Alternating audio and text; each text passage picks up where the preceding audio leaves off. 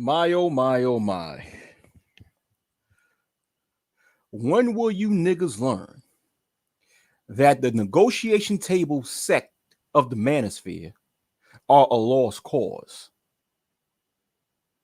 The negotiation table sector of the black manosphere have discredited themselves for years. But at the same time, a lot of you are still listening to these motherfuckers. You don't take negotiation table niggas seriously, man. Negotiation table niggas are some wishful thinkers. That's all they are.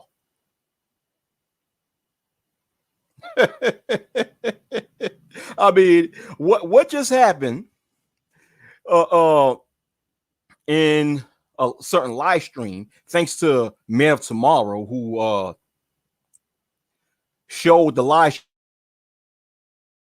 stream and gave his opinion on what happened. You witnessed that these negotiation table niggas ain't shit. I mean, think about it.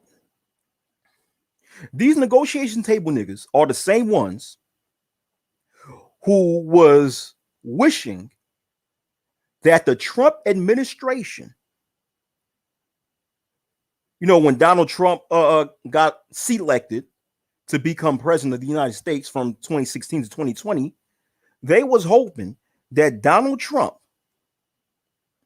would remove government assistance in hopes that so-called black females in America would become so economically deprived that they'll run to this negotiation table with black males and renegotiate some sort of deal. I don't know what deal it is, but then come back to black males and supposedly submit to them.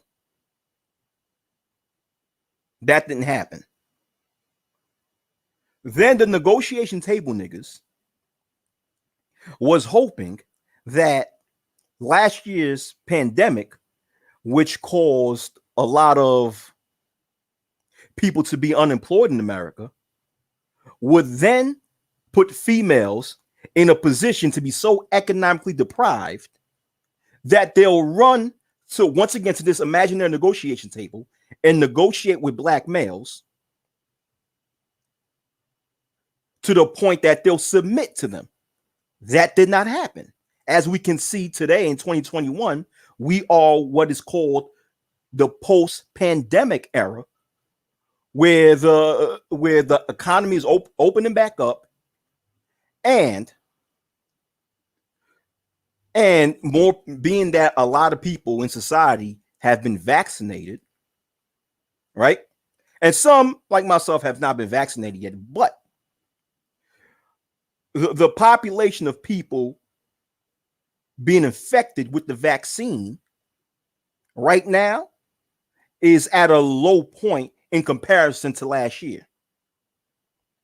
So the COVID-19 rates is decreasing. The economy is opening back up. There's more and more jobs opening back up to the point that there's a surplus. Thus, you have not seen this negotiation happen. I mean, the negotiation table niggas a few years ago, you got to understand this. You guys must have forget, because I get it. A lot of so-called black people on social media have very bad short-term memories and have even worse long-term memories, because you guys forgot that about a good 3 to 4 years ago, the same negotiation table niggas were the ones trying to convince black males to date single mothers and shaming black males who stood up to them, telling them that they won't date single mothers. I mean, when will you, as the viewing audience, get that the negotiation table niggas are not here for progress? They're here for regress. All right? How many times do brothers need to come on here and tell you that, listen, as black males, we have more important issues to worry about because the black male collective, especially in the United States, is in big trouble. When you look at unemployment rates, incarceration rates, the poor performance rates that black male students have in the U.S. public school system, when you look at these things, the high suicide rates, black males as a collective have bigger things to worry about than a populace of females who are toxic. I mean, you already,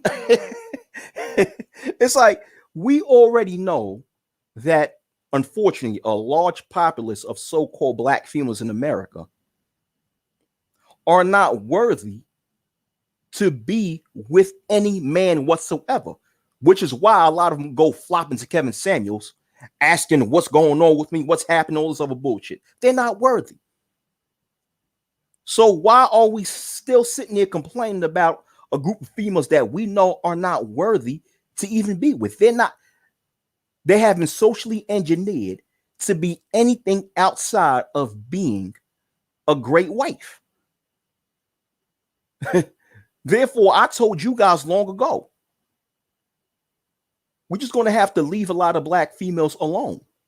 Leave them alone, leave them to their own devices, and focus on improving our conditions on this society. When I mean our, I'm talking about so-called black males.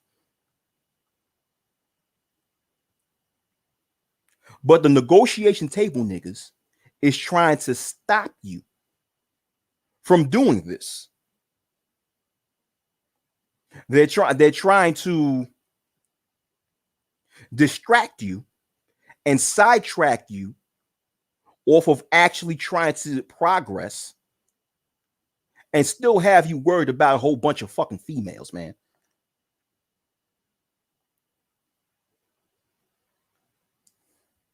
They're a lost cause. You see, I'm gonna say this. The point of this video is not even to it's not it may sound as if I'm critiquing the negotiation table niggas, but I'm critiquing you guys as the viewing audience who just happen not to be smart enough to realize that these negotiation table niggas is not going to help bring take black males far in life. They're not. They have no intent in advancing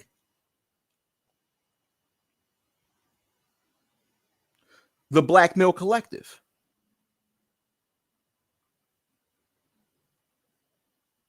I mean, the fact that in this space that we call the so-called black manosphere,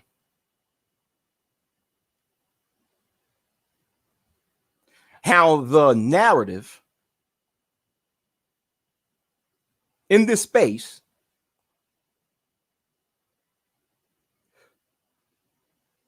segued into complaining what black females are doing, into complaining about why black females don't find them attractive, don't find good men attractive, into complaining about, well, how come Pookies and Ray Rays are attracting all the females and all that stuff. The fact that the conversation sidetracked into that bullshit shows you that the negotiation table niggas who are involved in that type of dumbass conversation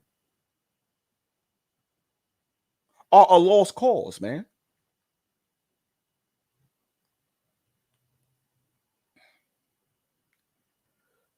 Right now, I'm not even looking at these negotiation table niggas. I'm looking at you as the viewing audience as to why are you foolish enough to listen to these guys? Well, I shouldn't be asking the question because I already know the answer to it.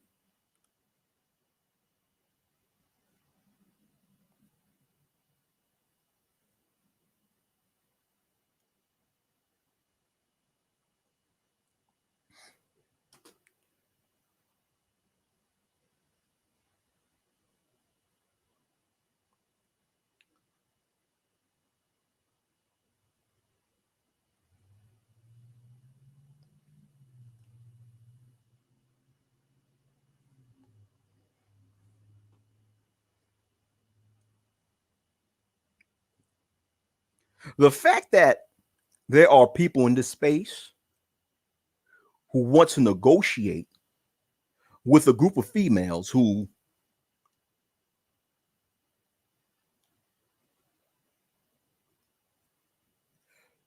have been complicit in having power over your ass and keeping the environment the way it is, who have been complicit in neglecting young boys,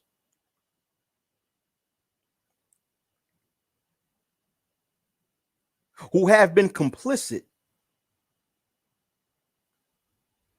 in continuing a trend that has been proven to destroy the development of children, which is out of wedlock birth slash single parent households. That has been proven to destroy the development of children. As you know, the statistics that results from children who grew up and growing up in single parent households, how they're more likely to be incarcerated, more likely to drop out of school, more likely to end up in a life of crime than those who were born in two-parent households. The fact that you have a demographic of females who nonetheless continue to choose that route and believe in their minds that they could raise a family without you, that they could function in society and survive without you, that they don't need you, that you're useless.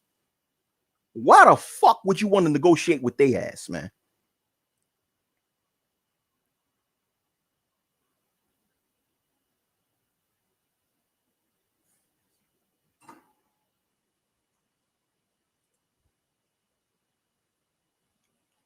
I guess I would need to know the definition of negotiation table. My first time hearing that term was from Obsidian, where peaceful separation was an option. Yeah, I would love to know. You know what? I don't even want to know what they mean by a negotiation table, because that shit to me just sounds crazy. You know, I've been stated that if anything, so-called black females are going to have to break away from what they've been socially engineered to believe and to think, because it's their social engineering that has turned black females into the type of females that they are today. You know, so-called black females have been socially engineered to believe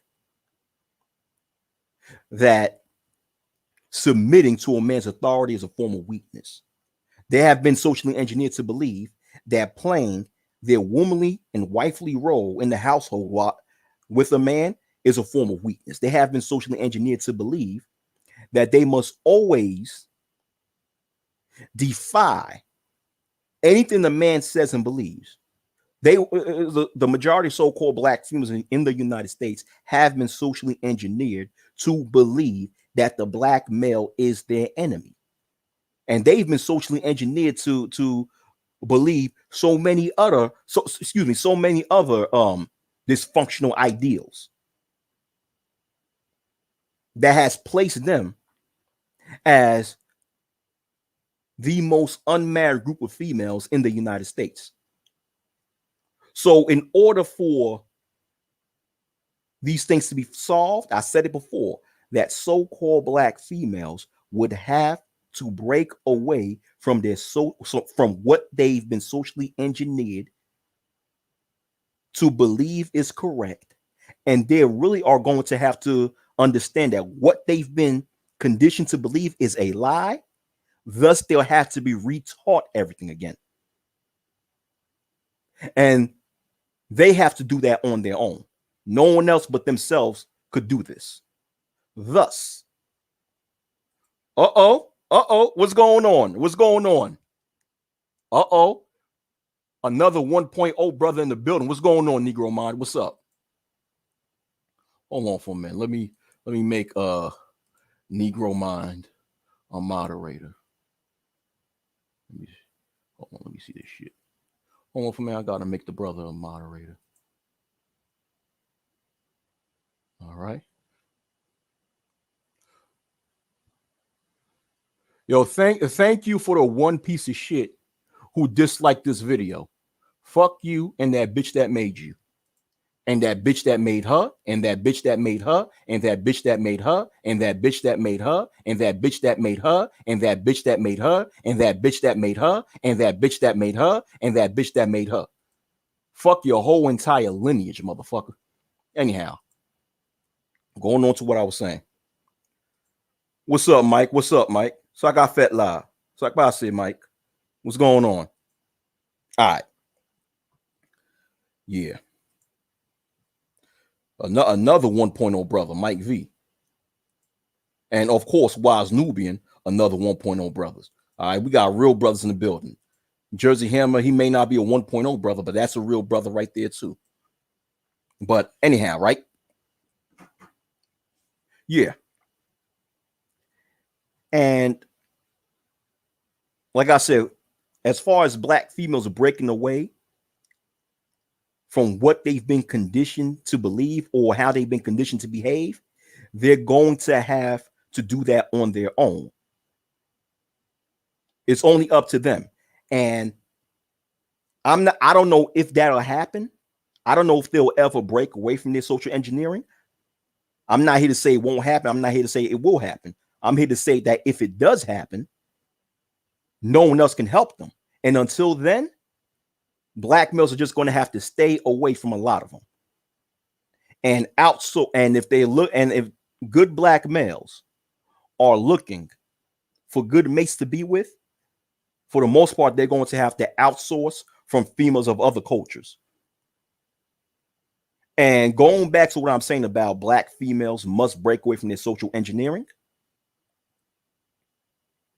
If they ever do that, it's going to take generations for that to happen, because you got to realize this. The social engineering with so-called black females happened for a span of what? Over a half a century?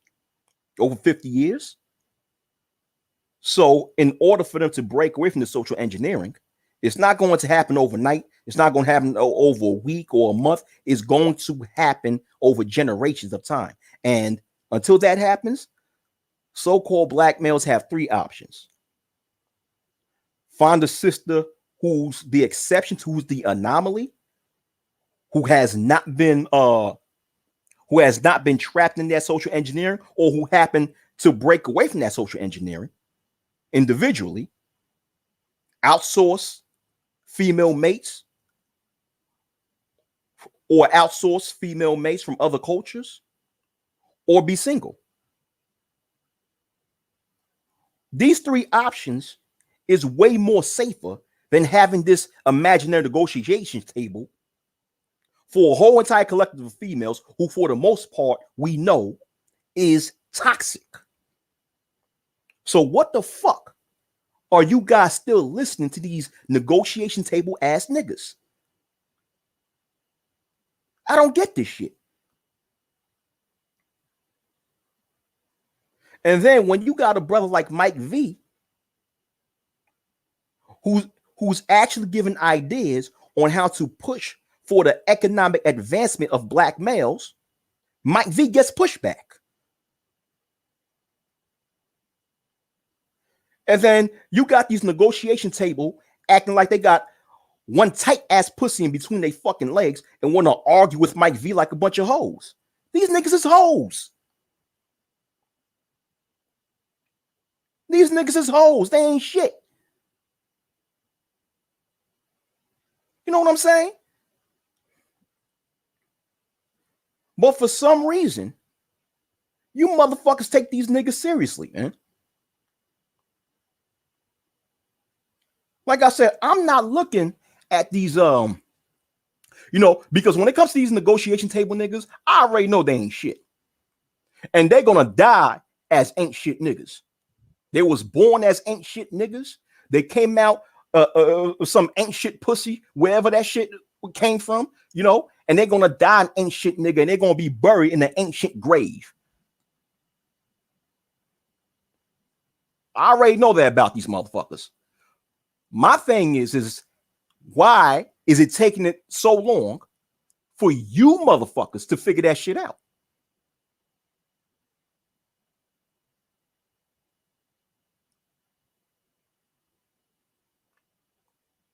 So at this point, I'll say this is that whichever cliff that these ain't shit negotiation table niggas push you off of, that's your fault. I won't feel sorry for you.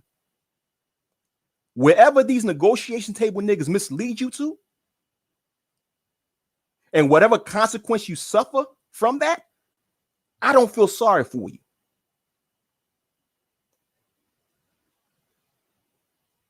Because if you take these negotiation ain't shit, these negotiation table ain't shit ass niggas seriously, then you must be an ain't shit nigga yourself. Niggas ain't shit. What's going on, the Antisocial Socialite podcast?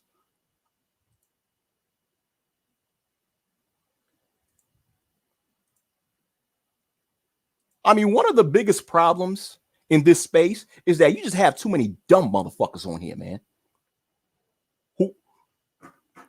Who can't comprehend a fucking apple from a fucking orange. Their comprehension skills is shitty. You know what I'm saying? They have no types of critical thinking whatsoever. They have zero amount of critical thinking. Zero common sense. These niggas are on what's going on, George Saint?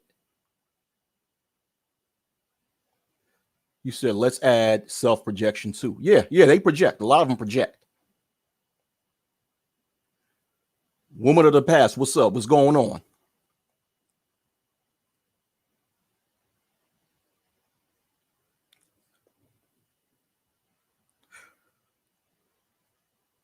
I mean, one of the biggest things that's going to solve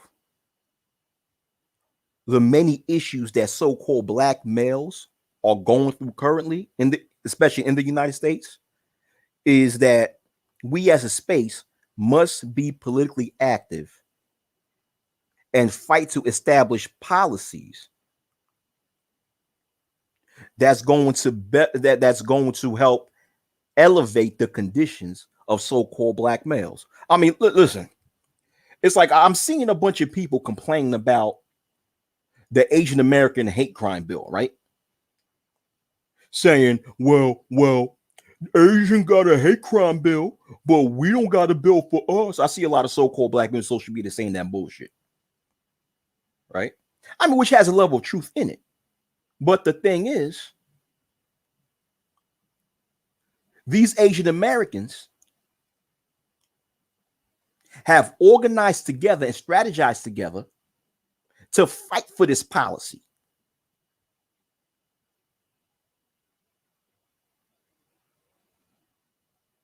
How many times have we done that?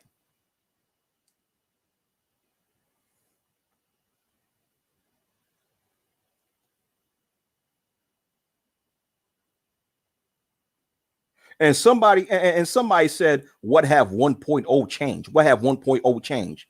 Nigga, get the fuck out of here, man. 1.0 did more than your fucking negotiation table, nigga.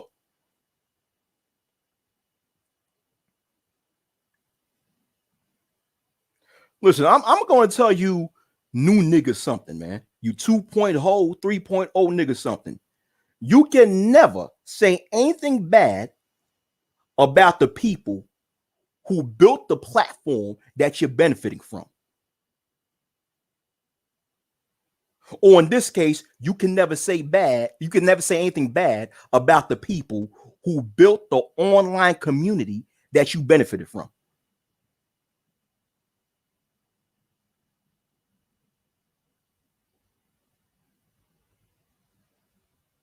You niggas today are benefiting from what guys like myself, Mike V, Wise Nubian, The Negro Mind, Soul and Black, Sergeant Willie Pete, Captain Solo,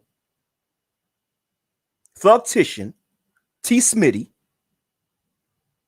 Daywalker, Junebug Obama,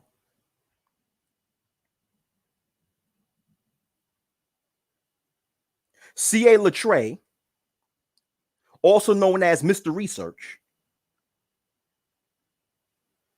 built, okay? Also, I might add Humble Queen and Statuesque One, 305636, aka Explosive Minefields, T Walk 2008, and many more individuals.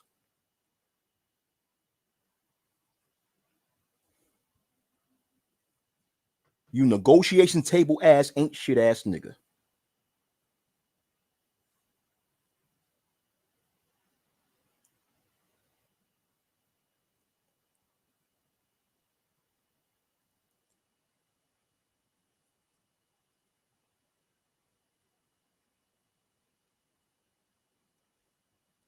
But what I'm saying is that you guys, as the audience, the viewing audience, if you continue to take them niggas seriously, then whatever consequence that you suffer from as a result of taking these niggas seriously is your fault. And that's it.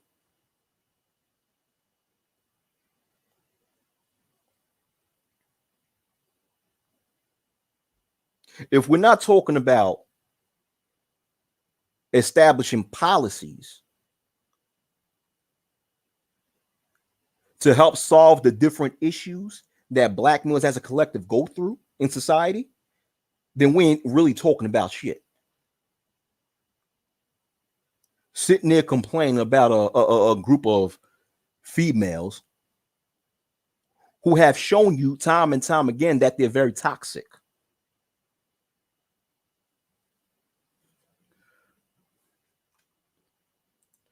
That is correct, Jersey Hammer. We not only do we need political organization, we also need the media apparatus as well. Proper media apparatus. Not this junk that these 2-point hole niggas have turned this space into.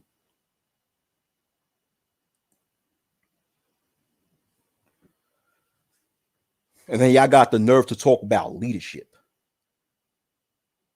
respecting rank. Respecting the rank. The fuck out of here, man.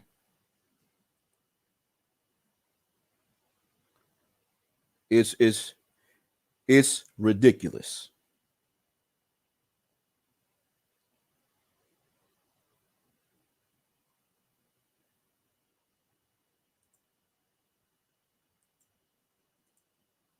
Now, if you guys want to hop on the panel,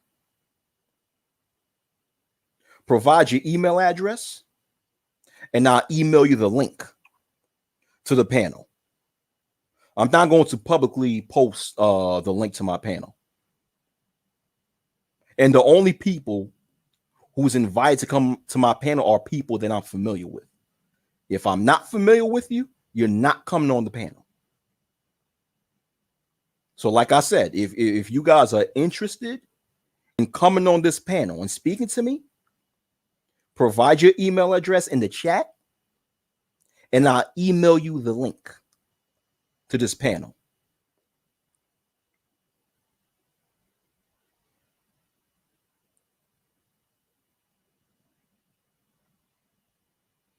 If not, I'll just end this stream and go about my business.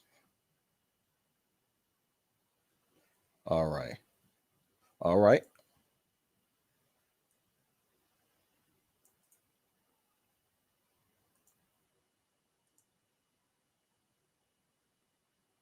Okay, now Jersey Hammer, I got your email, so I want you to delete it.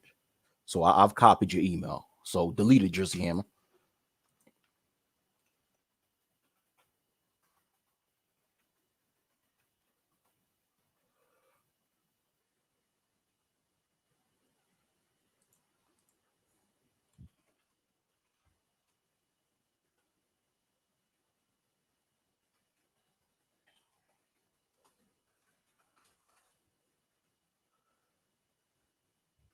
All right, Jersey Ham, I'm about to all right, hold on for a minute. Okay, I'm about to send Jersey Ham the link. Yeah, bear with me, people.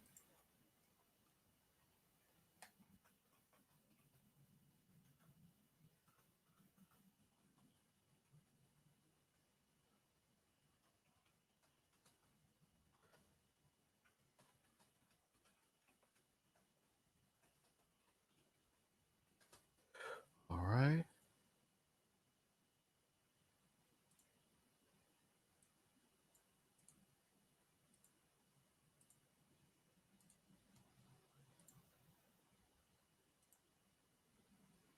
All right, Jersey Ham, I just sent you the link. I just sent you the link to the stream.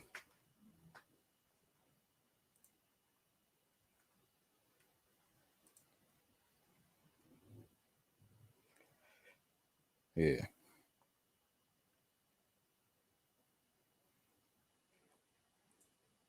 Oh, most definitely, woman of the past, most definitely. So if anyone else wants to come on the stream, just give me your email address and I'll email you the link. And once again, it has to be people that I'm familiar with. If I'm not familiar with you, you are not going to receive the link.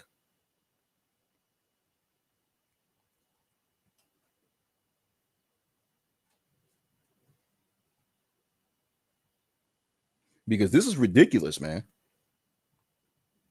This is very ridiculous. We're sitting here for all this time still worrying about what so-called black females are doing, what they're doing, what they're saying, this and that, who they're attracted to, who they're not attracted to, this and that. What major catastrophe, what major catastrophe that we have to wait for in order to get them to finally submit to us? What type of shit is that? This is dumb. What's up, Jersey Hammer? What you have to say about this? What's up? Yeah, I mean, I was just listening, jumped on your stream after jumping off what looks to be a complete meltdown of the 2.0 sector with what's happening with the whole KS situation, with the whole Kevin Samuels reaching 1 million subs and people having a fit about that. Oh, really? People can have a Oh, fit yeah. because he have 1 million subs. I mean, Well, long and short of the story, because now I'm sounding like a gossiping bitch.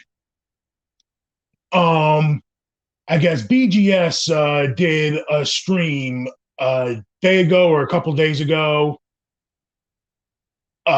Did a pre-record, pretty much kind of tooting his own horn over the fact of Kevin Samuels having his success, and pretty much saying he did things that I couldn't do and stuff like that. Pretty much it sounded like he was like taking sort of credit for taking credit for.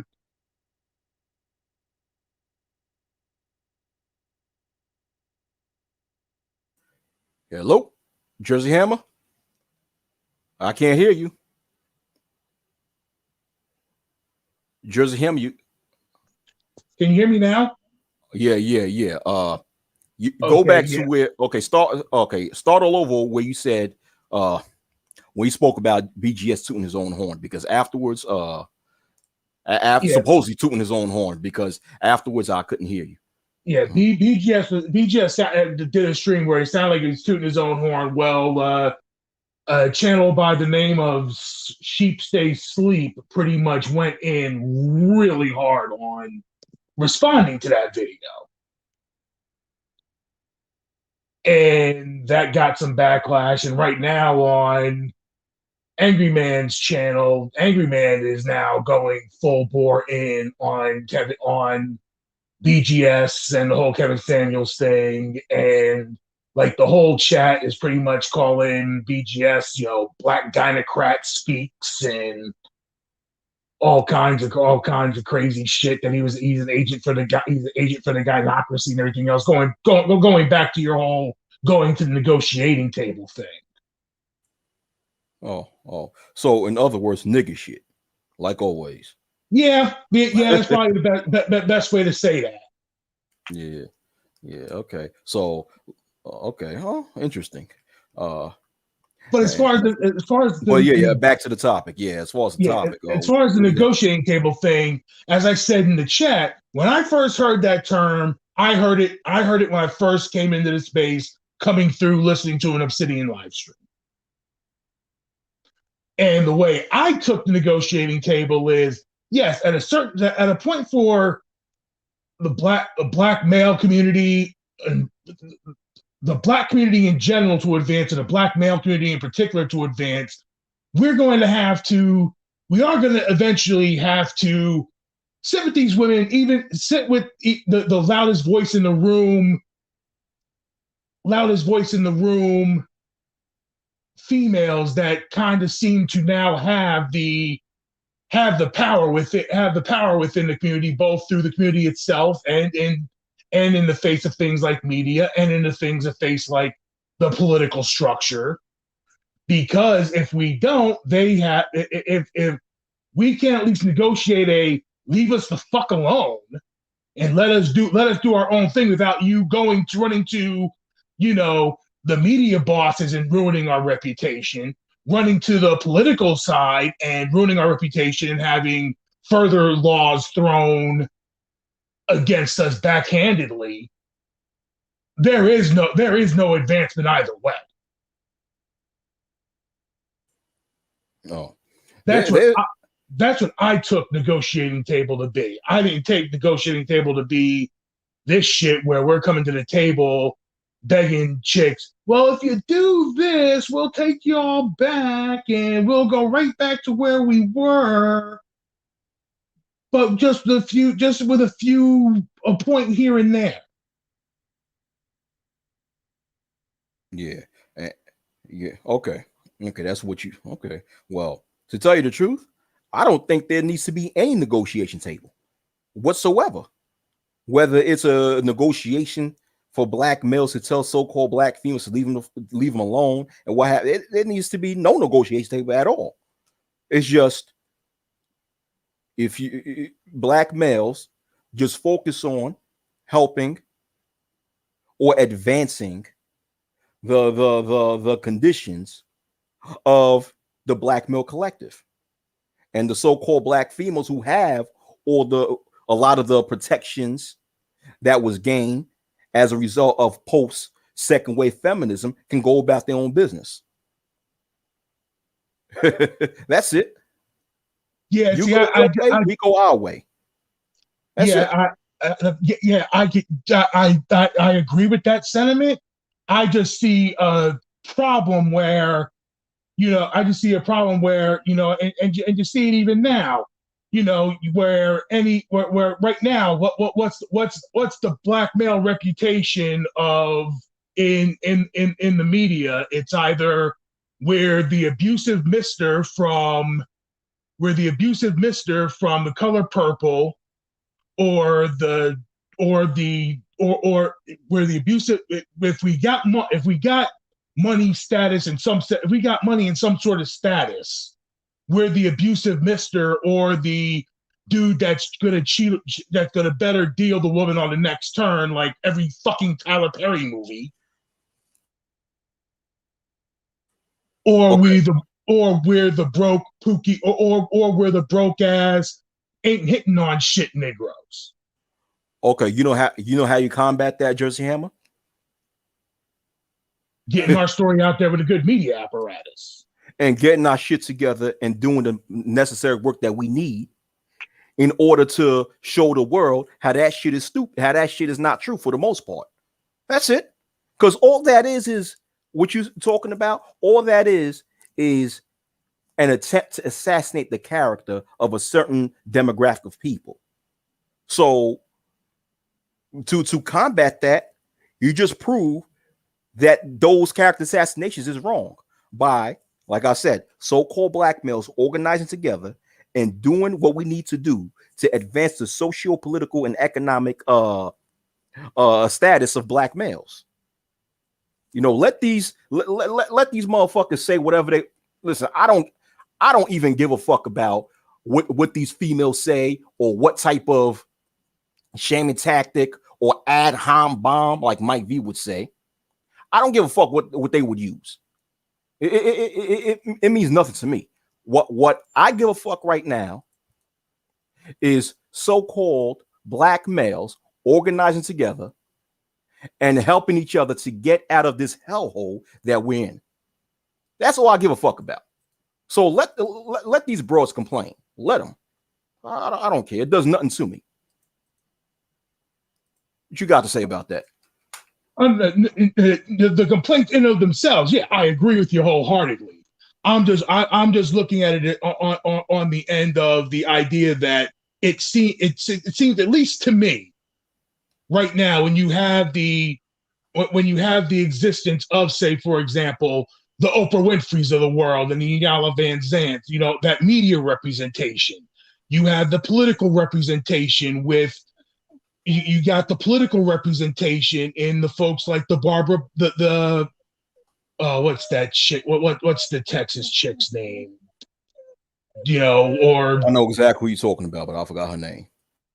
Or the Maxine Waters, that type of with that type of representation that's on with that type of access to access into the other aspects of the external influencers of things, that even if we were as black men able to politically organize, politically organized, socially organized, economically organized, and did our own thing, there would still be a level of reputation, a level of, as you said, a level of character assassination, and a level of political assassination that could hinder or completely stop that progress from happening. I don't believe that. I don't believe that at all. What I believe is that so-called black males collectively need to get their shit together and put themselves in a position where they can play ball. So therefore, if that populace want to try to hinder us, we can play ball and go to war with them. Listen, as black males, hold on, let me say something, Jersey Hammer. Go ahead. As so-called black males, you already know that there's a sector. There is a certain sector of the population who are intimidated by us and who do not want to see us thrive. So they will do whatever it takes to try to stop us. What we have to do is play ball, go to war with them, and win. That's it. I'm not afraid of that shit. It's going to happen. We got to go to war. And when I mean war, I'm not talking about physical war. I'm talking about a war based on a political war. If that has to happen, we can't be afraid to fight back. But the thing is that black males have to put themselves in a position where they get their shit together so they can have enough resources to fight back. That's the key. So what you're talking about, Jersey Hammer, I'm not afraid of that shit. As a matter of fact, I welcome it.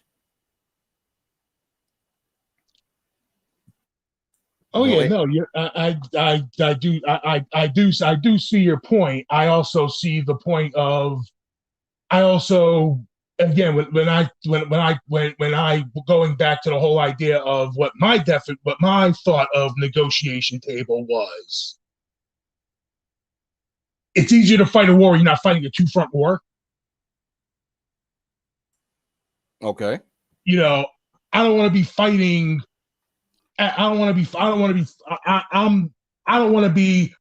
the war against. I don't want to be fighting a propaganda war from bitter left behind women when we make our choice to go our merry way, and at the same time fighting the war against the jealousies and the jealousies and the jealousies and policies of, say, mainstream America, And at the same time, both mainstream America and these the bitter ass bitch brigade are forming up like Voltron, are forming up like Voltron in our head and stabbing us in the back at the same time. Then you destroy Voltron. That's it. Like I And said, you, I don't have a fear. I don't have a fear of that. Why do black males have a fear of pushback if it comes to them progressing? I don't have a fear of that. Like, we can't fear that shit. We can't. If it comes, let it come, and we push back ourselves. I don't fear that, man. It's like I've been hearing this shit for years, because for years I've been telling black people, especially so-called black males, that this is what we have to organize. We have to do this, that, and the third in order to put ourselves in a position of power, especially as so-called black males. And for years, Jersey Ham, no disrespect to you, but for years I've been hearing the same shit as far as what the Caucasian man would supposedly do to push back on it, what the female poppers were supposedly to push back on it. And I'm saying, so yo, in life, there will be obstacles. Obstacles is a normal thing. Your job is to learn how to overcome these obstacles, or else these obstacles will overcome you. So what you're saying, Jersey Hammer, if this happens, right? If so-called black males as a collective get their shit together and organize together to try to advance the social, political, and economic status of black males by establishing policies and et cetera, et cetera. If there's another group of people giving them pushback, all that is an obstacle that you must overcome. That's it. That's all I look at it as. We can't fear that shit. If it comes, it comes. And if it comes, we have to play ball. That's it. I don't fear that shit. I don't. Well, go ahead, Jersey Ham. What you have to say about that? No, I guess I'm not speaking out of the term of fear. I'm speaking more of the term of strategy. But I do agree with your point on that. I mean, but part of having strategy is being able to fight back. It's just about how you're going to fight back. That's when strategy comes to play. But to just say, okay, I don't want to fight a war where this element and that element will form Voltron and come and trying to give pushback. To me, I'm just saying, if that happens, you're going to have to strategize a counter strategy. We're going to have to strategize a counter strategy of our own to fight back. We're going to have to do that. We can't avoid that. But right, no, I do agree with you that, yeah, there's going to be a struggle at some point. I guess with me, my strategy more of stall A and fight B. And that's where the strategy of the negotiating table comes in. I'd rather, I'd rather be able to stall A just enough to keep off our backs enough that I can fight in advance against B. It's like, I'm not sure if you ever played the game Axis and Allies. No, I never played that game. I heard of that game. I never played it. It was a board game. It was a World War II simulation. And pretty much, World War II simulation. If you play the Axis powers, you got control of Germany and Japan. If you play the Allied powers, you got control of England, France, and Russia. The basic strategy of the game, the Allies will always win because you let the Japan do whatever the hell they want till you wipe out Germany, then you turn around and wipe out Japan.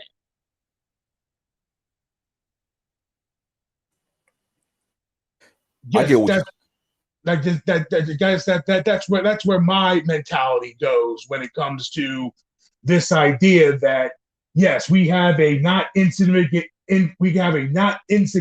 number of the black female population that wants to play the games that we all complain about, the dual mating strategies and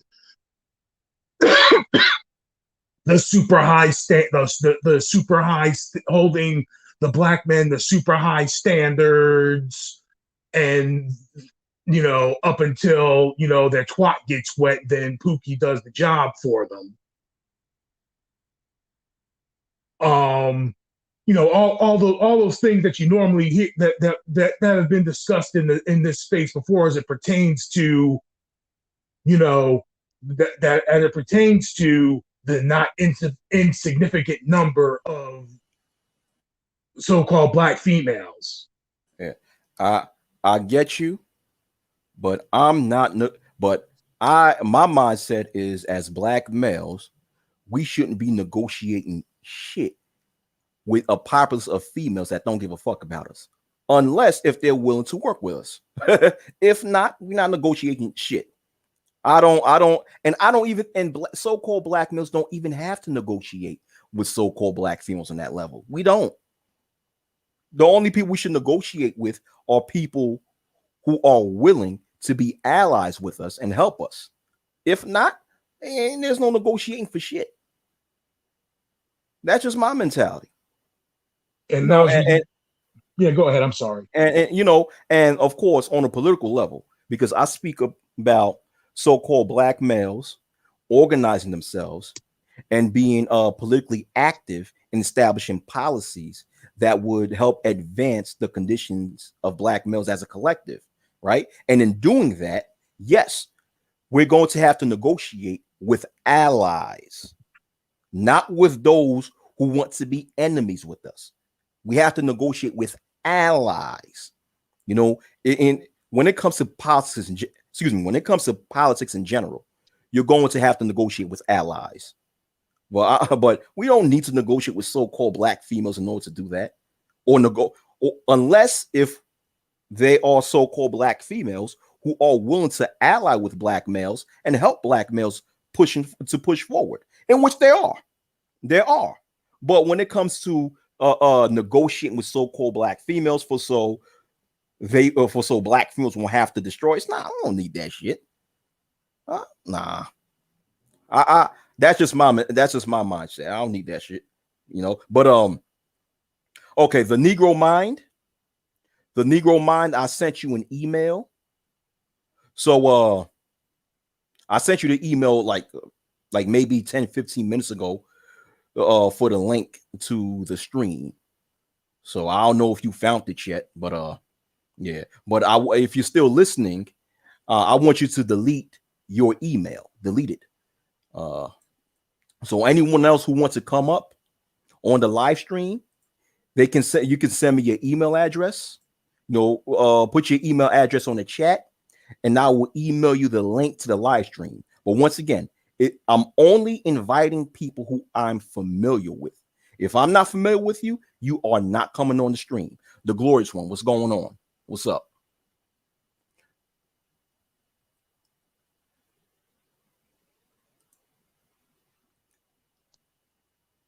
Shaka Nulu, what's up? But yeah. But anyhow, the actual negotiation table that these Negroes are talking about, because they're talking about, like you said, this relationship negotiation table where they've even stated that so-called black males want to negotiate, that it's good for so-called black males to negotiate with black females by exchanging their resources for black female submission, in which, to me, that's madness. That's madness because we live in a society where the majority of so-called black females in America do not embrace being submissive. They think they've been conditioned that that's a form of weakness. So how are you going to negotiate something that, for the most part, black females are not willing to do? Period. It's dumb. You cannot negotiate with toxic people. You cannot negotiate with a populace of females who have proven time and time and time again that they're toxic.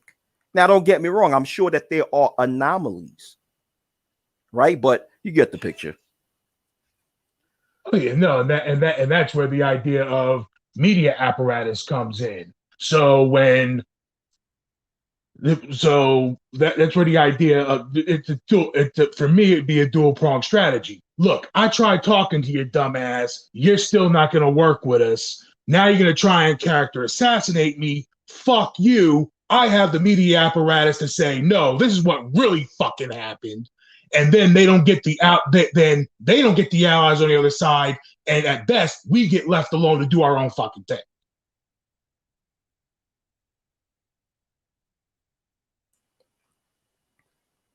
Like I said, they can keep on assassinating the character of Black males all they want. It's like, to me, it's like I'm numb to it. I was always numb to it anyway.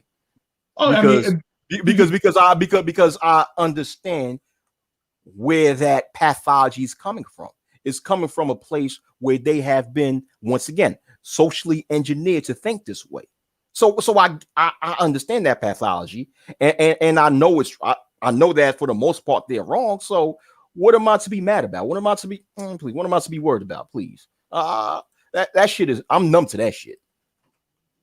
personally, so am I. I'm, if you ever saw the movie Thank You for Smoking, Oh, I never saw it.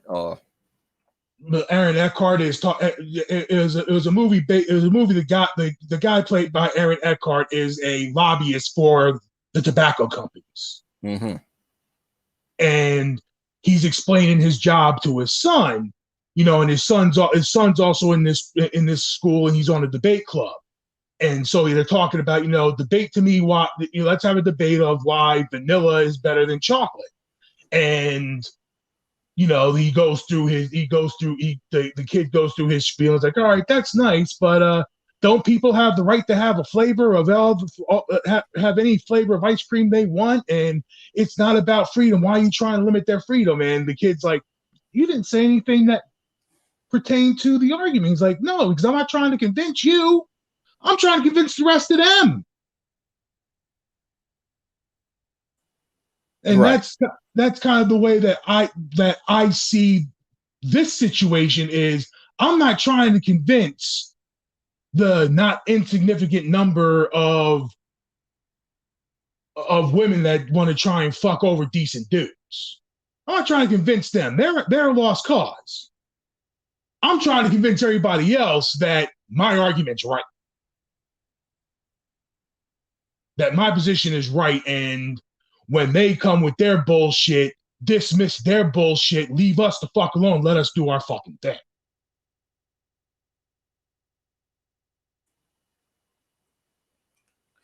I mean, I would like, the thing is that we just don't even pay them any attention. That's it. That's it. I just don't. I'm just really. I'm still really at a culture shock when it comes to this fucking negotiation table. I'm just at a culture shock when it comes to that. But Yeah, I mean, go ahead. and I agree with you. As I hear the negotiation table thing now from some of the folks, it ain't what as I said, it ain't what I initially envisioned it being. Yeah. Now it seems like I'll only give up half my testosterone instead of all my testosterone to deal with, because we have an obligation to build the community with everybody got to come.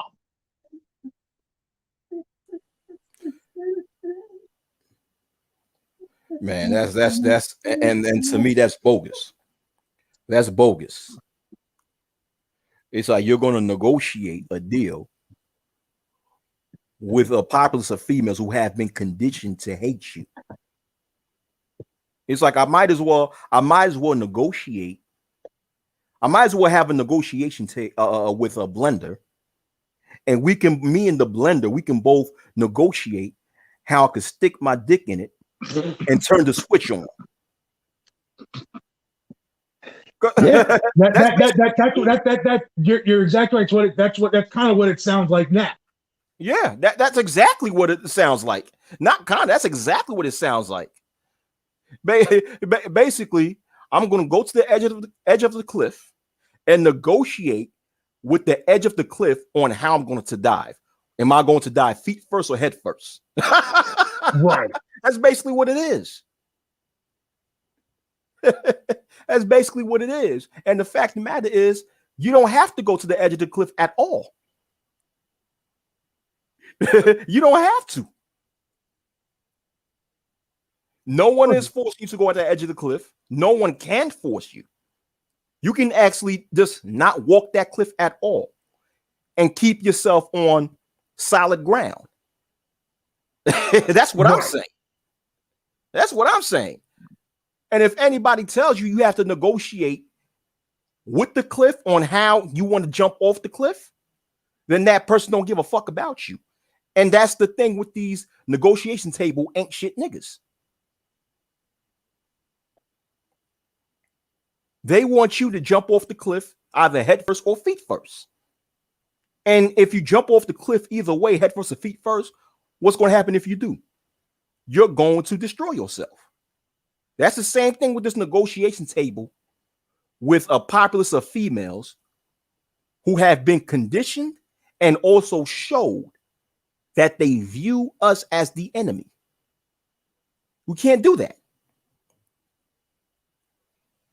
And as so-called black males, like I said early in the stream, that we have bigger things to worry about as far as what the black male collective is going through in the United States, or have gone through for decades in the United States.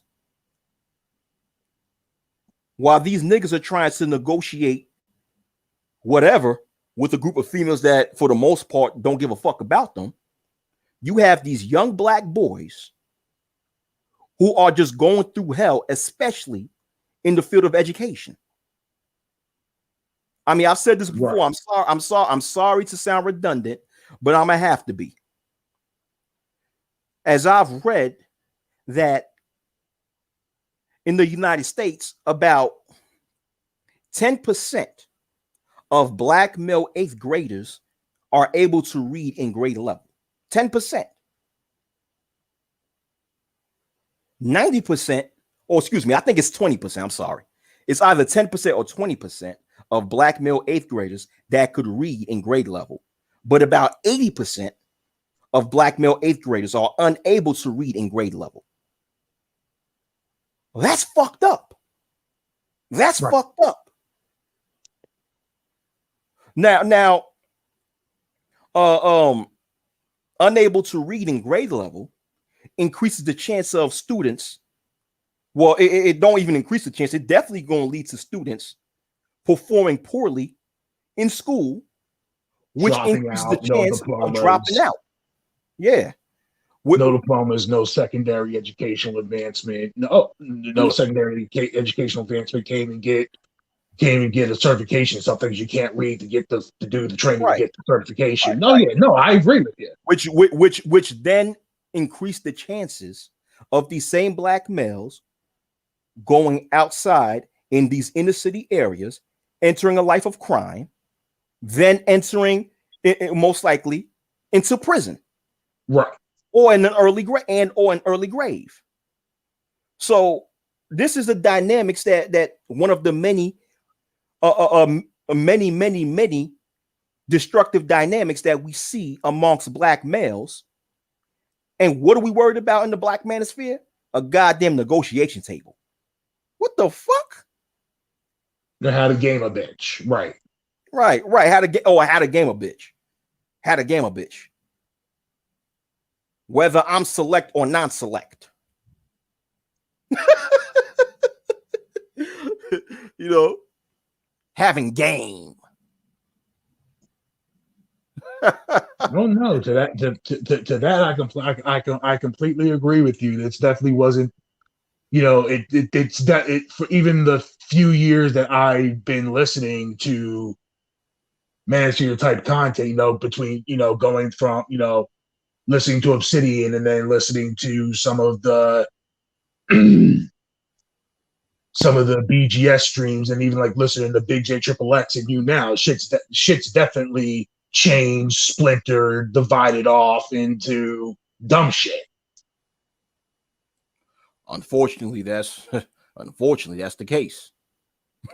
Unfortunately, that's the case. That's the case, unfortunately. And that's sad. But like I said, right now I'm looking at the viewing audience. I'm not even looking at these content creators who's trying to promote this negotiation table doctrine.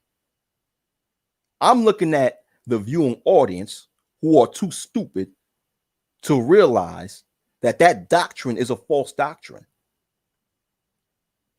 Like I said, if you want to fall for that negotiation table doctrine, then whatever fuck up that you experience in life as a result of it, and you will experience a bunch of fuck ups as a result of listening to these niggas, it's your fault.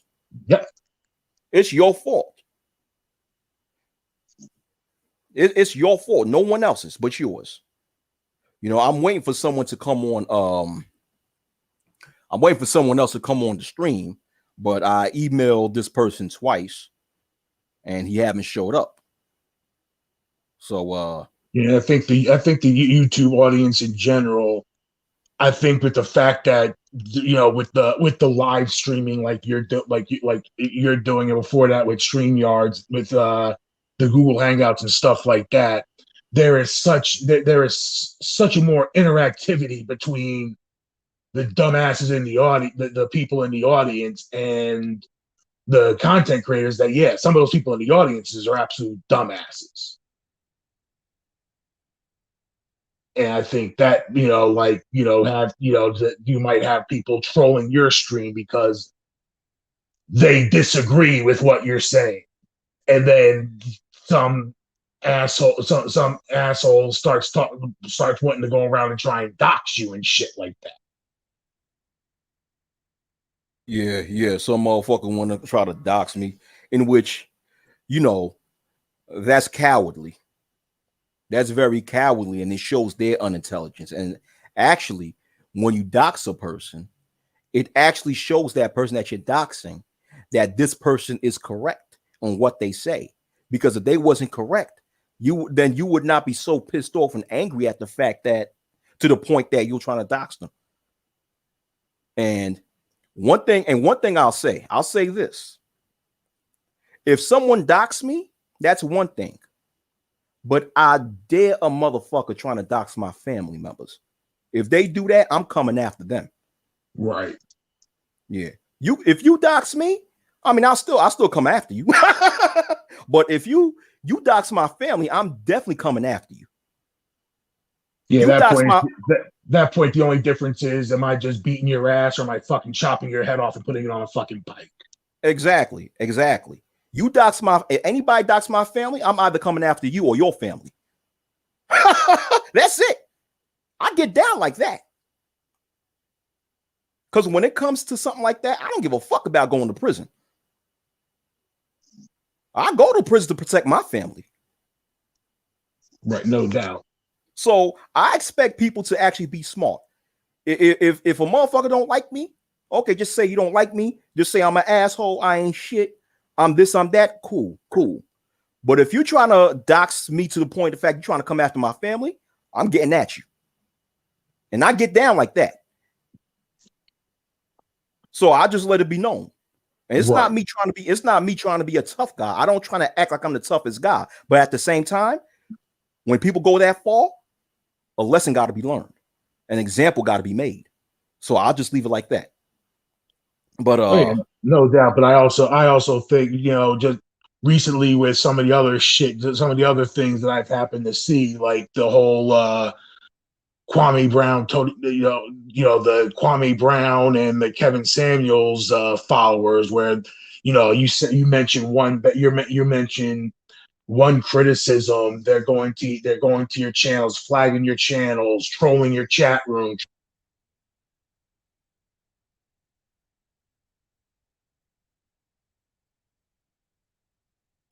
Yo, you got cut off, Jersey Hammer. You got cut off.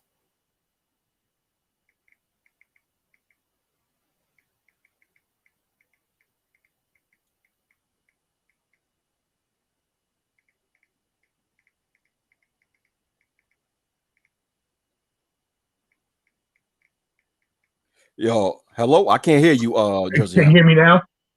Yeah, I can hear you now. Okay. But yeah, what I was saying was, like I watched some of the back and forth, like anybody that's critical of, say, Kevin Samuels, for example, they get a bunch of they get these, defend Kevin Samuels at all costs fucking morons that are turning around and saying personal shit about your family, saying personal shit about you, making up complete fucking lies, to the point where you look at the followers and you start saying, fuck the followers. I'm going to hurt the followers so bad. I'm going to turn around and say, fuck the person they're following. Word, word, word. But with that, with the whole Kevin Samuels defense, you and I already know that the only reason why they do it is to get a lot of views. That's it. Because if Kevin Samuels was not so popular on YouTube, nobody would try to defend him from anybody making videos against what he was saying. You know what I'm saying? Right. The same thing with the Kwame Brown shit. Yeah. Yeah. Yeah.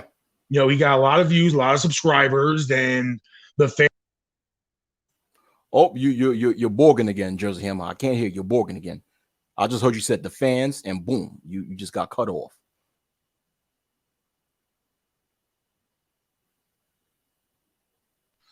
Yeah, the fans just seem to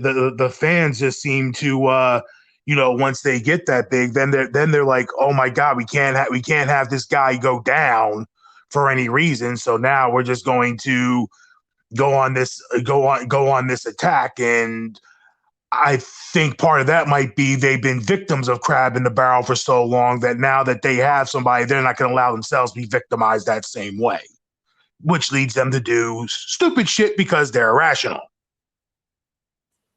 Okay. Yeah. Yeah. I mean, that's your opinion. I don't even think it's that. I mean, it might be that, Jersey Hammer, but it's just, to me, I just see it as a publicity stunt. That's it. But maybe you do have a point. I mean, I'm not trying to, what I'm saying? I'm not trying to say you're wrong. It's just in my opinion, it's just publicity stunt, but who knows? Yeah, I look at it like that because it's not like every one of these people have their own. It's not like every one of like the people that would troll, say, a stream of yours or a stream of zeros have channels of their own, have full blown content creation channels of their own. Yeah, a lot of them don't have that, unfortunately. So there are some that there are some of the KSDF, Kevin Samuels Defense Force, that do have their own channels, and they turn around and they're doing something defending Kevin every day, O'Shea Duke Jackson, but most of them are just most of them I just feel are just stupid fans that are looking for their team to win. And with the interactivity that YouTube allows, they're now able to play in the fucking game instead of sitting in the goddamn stands where they belong. You know what I say to that, Jersey Hammer? It is what it is. Yep. It is what it is. If they want to do that, it is what it is. I'm not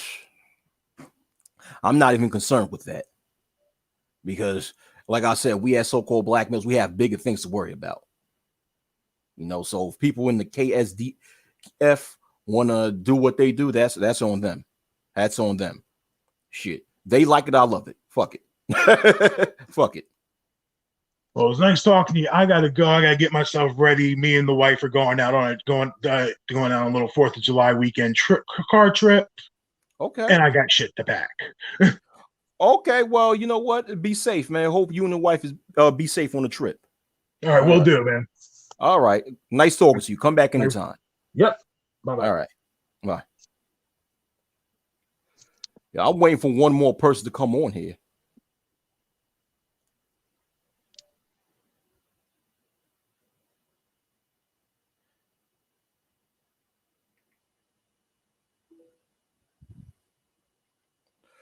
Yeah, I'm waiting for one more individual to come on here. Like I said, anyone else who wants to come on the stream, put your email address on the chat, and I'll email you the link to the stream. And once again, it has to be people that I'm familiar with. If I'm not familiar with you, then your ass ain't coming on. That's it.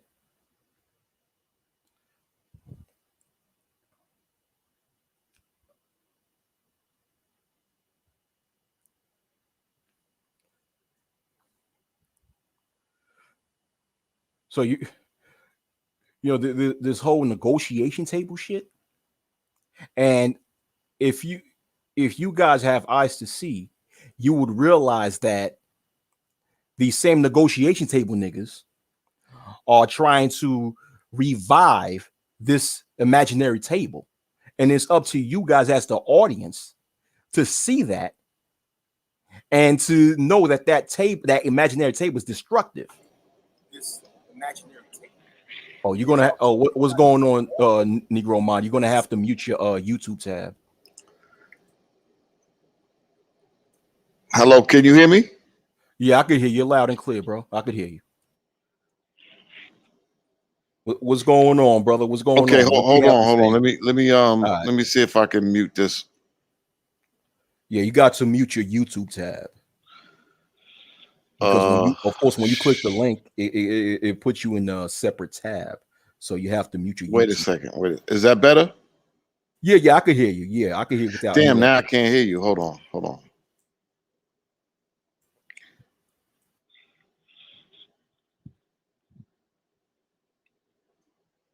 Okay, wait a second. Let me go right here and let me pause. Okay, all right. Keep talking. Yeah, I can hear you loud and clear. You're loud and clear. Can you hear me? Okay, is that better now? It's better. I mean, you've been loud and clear. Can you hear me? Yes, sir. All right, so you're all good. So what's going on, brother? All right, I'm good. Okay, first of all, welcome back, the Wacky World of O. It's good to see you back on YouTube. Thank you. Hell, welcome the Negro Mind, formerly known as G Weave. Yeah, formerly known as G Weave, Guru of the Ghetto, from way back in the days. No doubt. But I got a couple questions for you, right? Because I've been listening to a couple shows. So when you say that that the quote unquote black female is the way she is now because of, you said, social conditioning. Social conditioning, or you can say social engineering. Okay, social engineering. Okay, so could you explain what that is? Because I think that what happens is that, I mean, I know what you're talking about, but I think a lot of people don't know. Like, could you give some examples of social engineering and how it has affected the black female? All right. Okay. One thing with social engineering is one main thing for social engineering is media influence. And it's been psychologically proven that media has a profound influence on the mindset of the population to the point that the population will reenact what they see in the media and think it's real life. So in the media, when you have years and years of not only talk shows but sitcoms movies and even the 10 and 11 o'clock news that portray black males in such a negative light. That's going to have a profound effect on someone's psychology. And also another example of social engineering is a person being raised in a household and by what they have been taught from their parents. Now, a lot of so-called black females, not all, but a lot, have been raised in a one-parent home. And in that one parent home, a lot of times what you see in that dynamic, especially in so-called Black America, is that a lot of times these mothers have had toxic relationships with the fathers of their children, and even with males before that. So now when they raise their daughters in the home, they raise their daughters to believe that they should not trust any man for anything, and they raise their daughters to believe that a man with, males, they believe all sorts of negative things about males due to the fact that the mother's experience with males is negative. And they'll implant or impart that type of perception of males onto their daughters.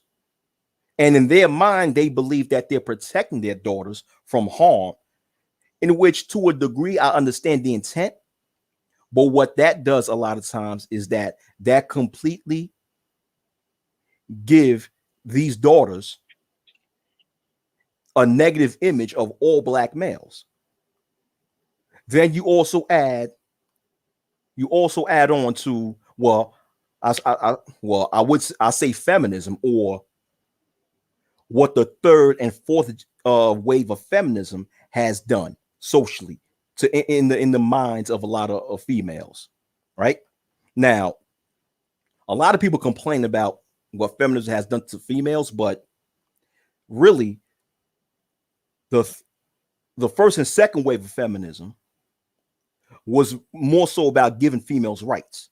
But the third wave of feminism, which happened, I'll say mid to late 1970s, 1980s, that's when you had feminists from that wave that went to the extreme to totally go against the male gender and to totally go on media and to make some of the most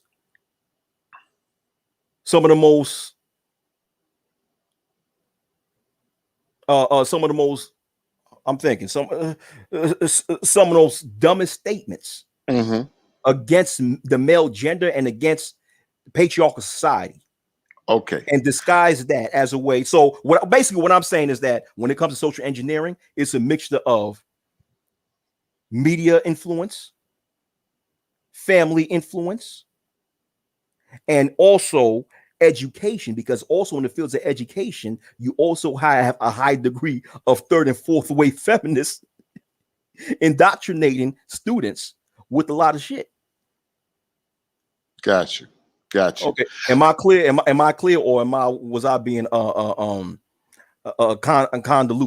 Was I sounding no. Convoluted. I'm sorry, convoluted. I think it's clear. I was asking so that the audience could get a better idea, because I know what you're saying.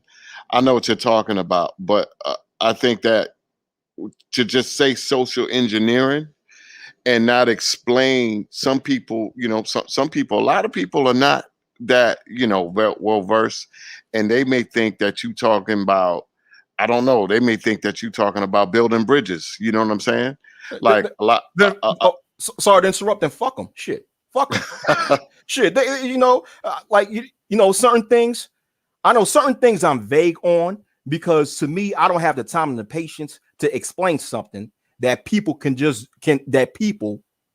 find out on their own by doing simple research. You know what I'm saying? Facts. Yeah. But you hit on something very interesting, right? And you said something that, because I'm going to say some things that if anybody know me from back in the day, I am very much, I march to the beat of my own drummer, and I just be thinking of all type of stuff, and if it come to my mind, I'm gonna say it. But for me, it's good that you said the second and third, fourth wave of feminism, because I know that, see, me personally, in of itself, I don't have a problem with feminism.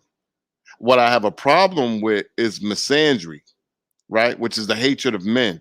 And what happens is, like you said in the beginning, it was a group of people wanting equality, right? Because women have been, now I don't know, some of you guys might even agree with this, women have been oppressed to a certain degree, right? And there's nothing wrong with that. But then when it got to the point, now this is my opinion, when it was just like anti-men in general, anti-men, anti-masculinity, anti-men, that's when it, and I believe that's what you were saying, that's the third or fourth wave. That's what we kind of have now. And that's the part that's like crazy. Yeah, You understand what I'm saying? yeah. What do you think of that? No, you're correct. You're correct. Actually, you're correct. It was the third wave of feminism in the United States that started becoming more misandrous. The, Exactly.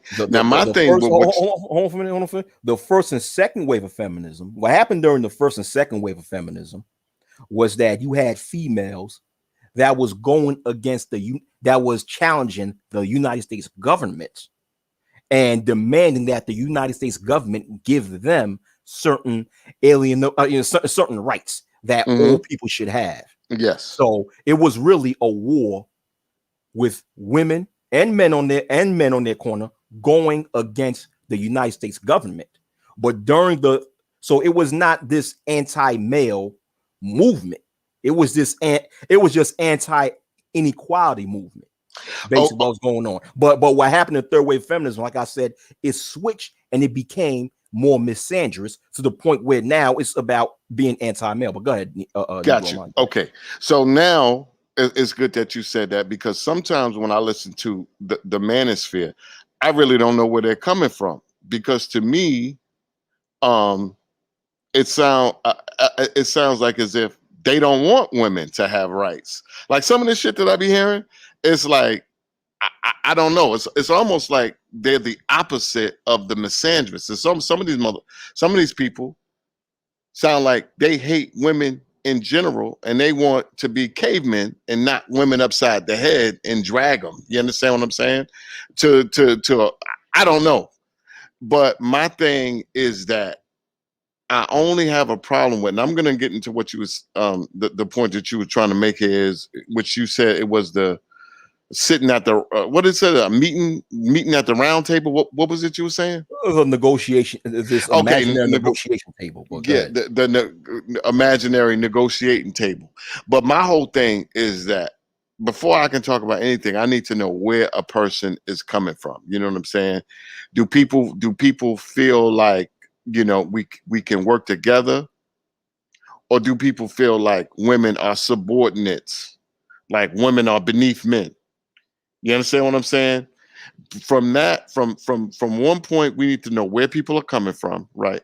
And then we can move on. You understand what I'm saying? Because like when it comes to the men's fair, there's so many different splinters and this and that. I don't know what these cats are thinking. I don't know. I don't know who they are. I don't know. I really don't know. You understand what I'm saying? But when it comes to like in general, this is my thing. People have a right to do whatever the hell they want to do, right? And it comes to the point where we have to say, I will only entertain that which suits me.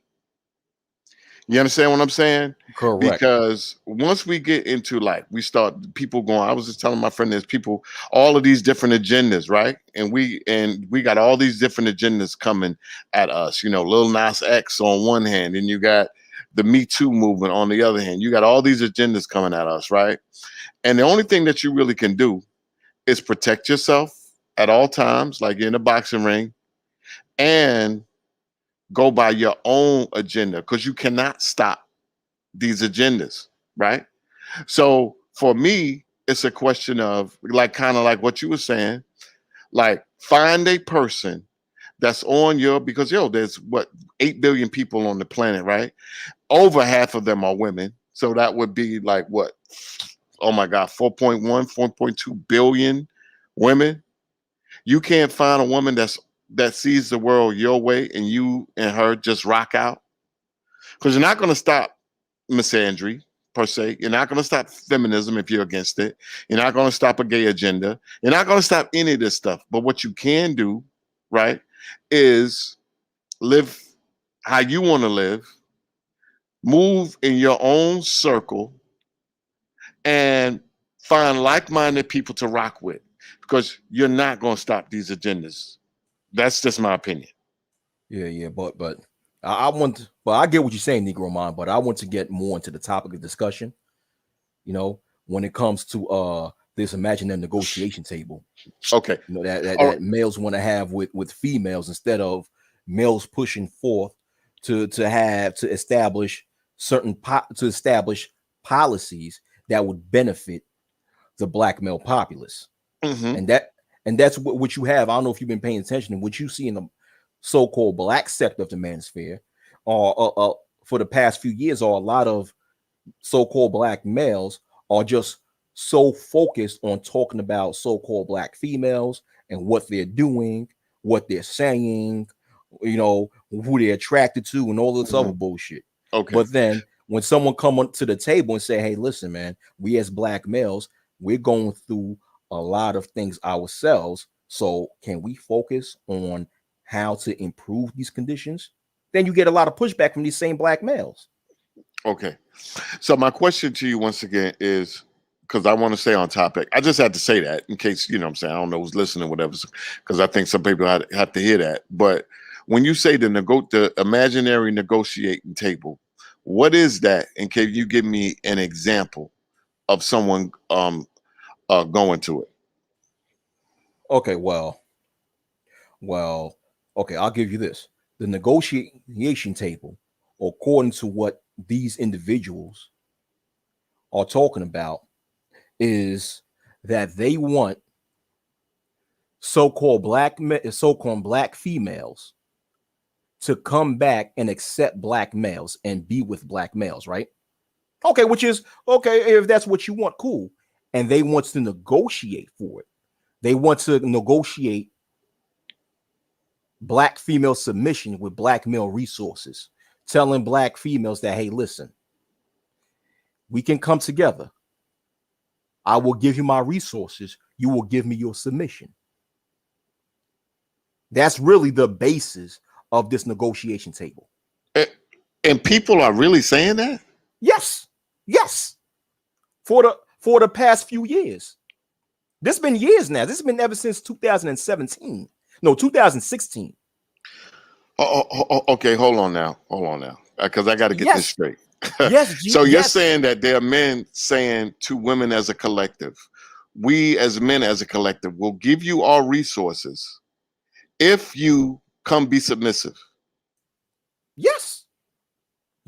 All right. So let me ask you. Let me ask you, and I'm gonna go back over here and ask the people, whoever's listening, right? Who thinks that is a valuable proposition? Do you think that's a valuable proposition? No. And that's what I've been saying throughout this whole stream. All right. Does anybody think that is like a good proposition, a valuable proposition? So he's talking to you guys in the chat, you guys that's listening. Yeah. Who's down with who thinks that that's a good proposition? And be honest now. If you think it's a good proposition, be honest. If you think that this is no judgment. This is no judgment. I just want to know. I'm not here to judge anymore. I don't. You know what I'm saying? I'm a live and let live type person. All right. So let me ask you a question before I get my little thing. What do you? So obvious, like you don't. You're not down with that proposition, correct? No, I mean, that's correct. I am not down with that proposition. So All that's right. correct. And this goes back to what I was saying before, and I thought that I was kind of hitting at it, but is this, and this is just my basic philosophy, is that right? The world is like the world every day. The world keeps spinning, right? The world keeps turning, right? The moon comes up, the sun goes down, all this stuff, right? Right. Things Hold on, Negro. I'm sorry to interrupt. Hold on, but because somebody in the chat, he asked, what's the question again? So ask the question again, Negro Mind. Okay. So to the person in the chat, the point is of the Wacky Weller O's this whole roundtable here is that he says that there is in the manosphere there is a negotiating table where these men who are saying to women as a collective, I will give you my resources if you come back and you give me your submission. And that's the negotiation. That's like the ultimatum, I guess you would say. So that's the question: is do you think that that's a viable, good? What did I say before? A viable, good. Do you think that's a viable proposition? Proposition, yeah. Do you think that's a viable proposition that you would buy into? So the question, Shaka Nulu, is: do you think the negotiation table is a viable proposition? Yes or no? Okay, but until he answers the question, continue, Negro Mind. Okay, so he said, I think he put no. He wrote no. I'm looking at the chat and he wrote no. Okay, so my thing is this, right? And this goes back to what I was saying before, right? Is that I don't believe in that. I don't believe in any propositions and negotiations. I believe that women, if they don't want to give you their submission, that's their goddamn prerogative, right? It's your prerogative to not fuck with them. Excuse my expression, right? And Thank move you. on. Like I said, it's 8 billion people on the world. Over half of them are women. 4.2 billion of them. Find a woman that sees the world however you see the world. You know what I'm saying? Find a woman that sees the world how you see it, and y'all rock out together. Because with all these agendas going on, right? You're not going to change it. But what you can do is change. The only thing that you have control over is your life and your circle and your surroundings, right? So why do you want? First of all, why would you want to get with somebody that you have to proposition anyway? Boom. Boom. Best question of the whole entire stream. Boom. Why are you trying to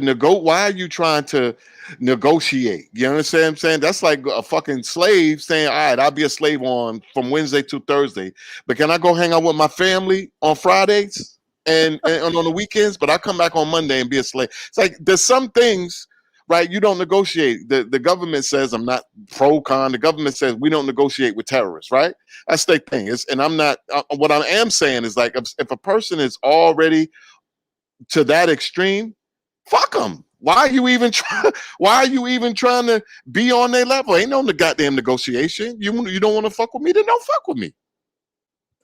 That's what I'm saying. That's what I've been saying for years.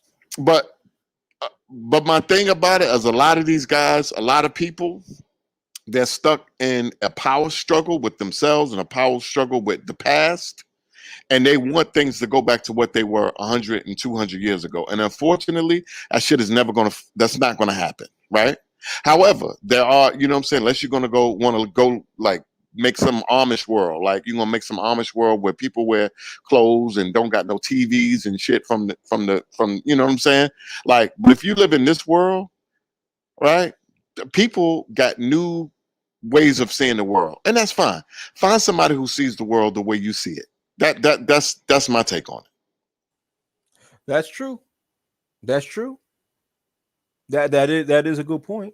But it's like, but the thing is also is that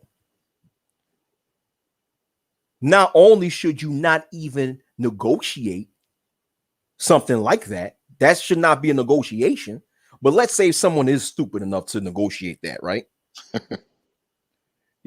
At the same time, you're trying to negotiate with a group of females who have been conditioned not to be submissive to black male authority or black males in general.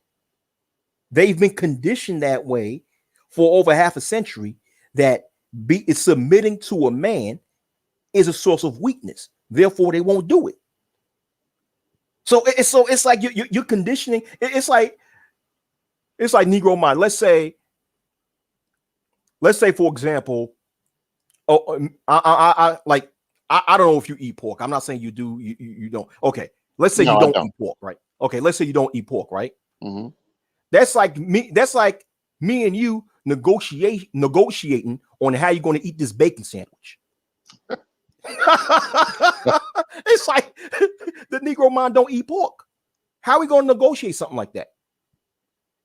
So but at the end of the day, there should not be the negotiation over a damn bacon sandwich.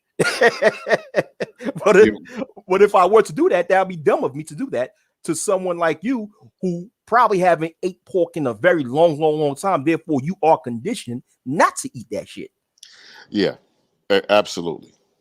Yeah. Absolutely. Yeah.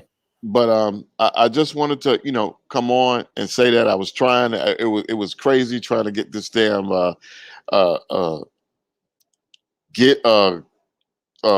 Gil, what is this StreamYard thing to work, because it was putting my real name up there and all this stuff. I was like, oh man, but I finally got it to work, man, and I appreciate you coming back. And like I was saying before, man, I think that I'm a solution, oriented person. And I think that it's too many people trying to push an agenda that people are not trying to follow. A lot of these women out here absolutely hate men. They hate what we stand for. They hate who we are. They resent us for several different reasons. And if that's the case, I think one of the things that hurt people a lot is that is trying to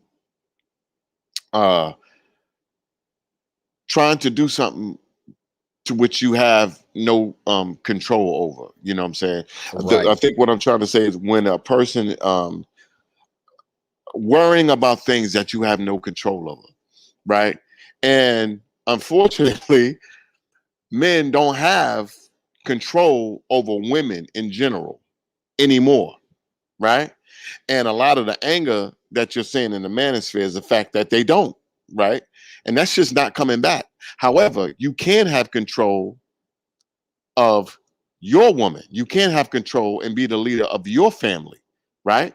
You can be the leader and the head in your situation and in your relationships. But if you think that men are just going to have control over women like that, right? That's just not going to happen. But you do, and you can, and you should demand control in your own house, or Correct. I'm not fucking with you. And I think that is the issue, is a lot of these people want to have control over every fucking one. That's just not going to happen, players and players. I hate to be the bearer of bad news. You understand what I'm saying?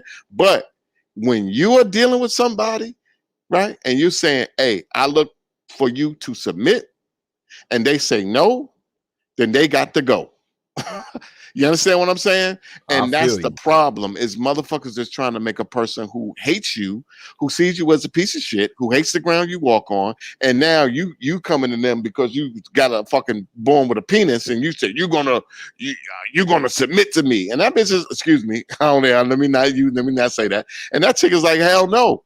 And you're fighting, and it's like you're fighting, and it's a losing battle, because she's not going to submit. So why try? Like you said, why are we arguing? Me and you both don't eat pork, but we trying to figure out if we're going to eat a ham sandwich.